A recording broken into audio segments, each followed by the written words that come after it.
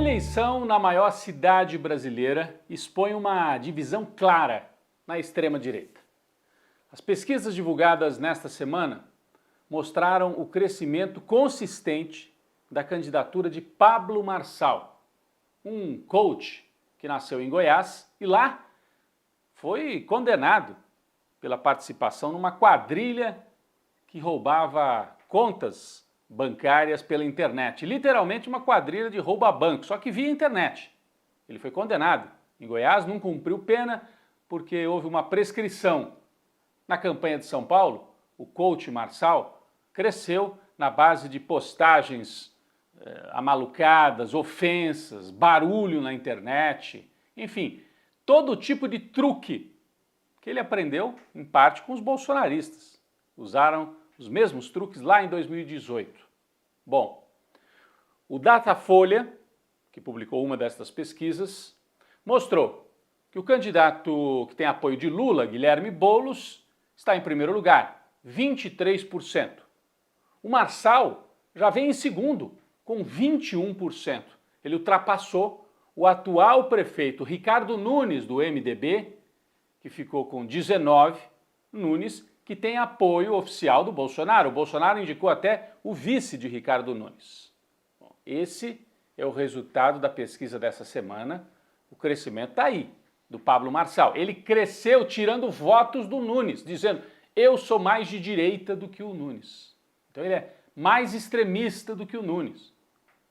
Foi assim que ele conseguiu alavancar. A família Bolsonaro nunca se mostrou tão preocupada em perder a liderança da extrema-direita como está agora, nesta relação com o Marçal. Portanto, não se trata só da eleição de São Paulo. É uma disputa que pode ter consequências nacionais. Como eu disse, a família Bolsonaro apoia oficialmente o Ricardo Nunes e sentiu o calor, sentiu que está sendo desafiada.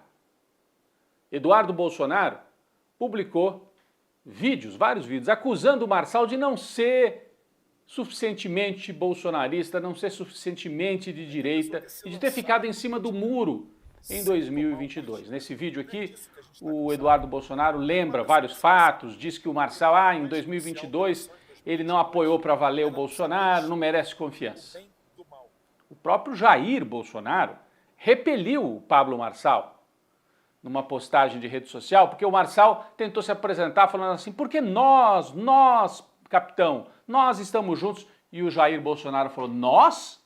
Um abraço para você. Tipo, chega para lá.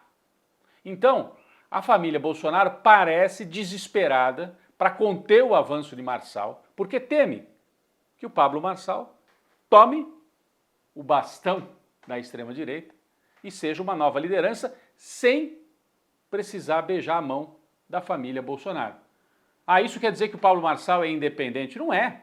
Ele usa os mesmos métodos, o mesmo discurso absurdo, tem grana de grandes empresários financiando o Pablo Marçal, mas ele tenta cavar um espaço. É disputa de poder. Tem um eleitorado de extrema-direita, o Marçal está falando: eu quero um pedaço disso para mim. Inclusive ele ganha dinheiro com isso. Quanto mais forte na política, mais gente nas redes sociais. E ele ganha dinheiro com postagens, com essas coisas todas. Bom, o Datafolha mostrou que a maior parte dos eleitores que votaram em Bolsonaro em 2022, agora, prefere Marçal e não Nunes. Como é que reverte esse quadro? Olhando para a candidatura do prefeito de São Paulo, que é do MDB. Bom, ele vai ter que colar no Bolsonaro, a família Bolsonaro. O Nunes estava tentando ficar assim no meio do caminho. Eu sou um bolsonarista, mas nem tanto. Eu tenho o apoio deles, mas não falo muito disso. Agora não tem mais jeito. Ou o Nunes cola com o Bolsonaro e o Bolsonaro cola com o Nunes, ou serão todos atropelados pelo Pablo Marçal. O Boulos assiste a tudo isso de camarote, né? A essa disputa.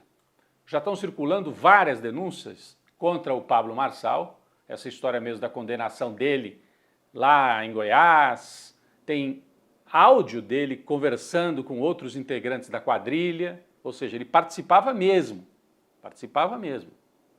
Há várias denúncias de envolvimento com PCC, o próprio candidato Marçal é acusado de ferir a lei porque ele oferece dinheiro para quem fizer mais postagens na campanha dele, isso é ilegal. e fatos graves relacionando apoiadores dele com crime organizado. Isso vai circular cada vez mais, porque a campanha do Nunes e o bolsonarismo precisam barrar o avanço do Pablo Marçal. Bom, a disputa na extrema-direita abre espaço para que Boulos se consolide na dianteira. Ele tem um recall, como se diz, a lembrança da campanha anterior, que o favorece, e ele tem um fator importantíssimo, Lula, que vai entrar na campanha a partir de agora.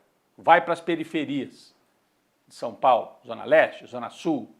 São Paulo tem uma população de imigrantes do Nordeste muito grande e o Lula dialoga muito bem com essas pessoas e pode trazer esses votos para o Boulos.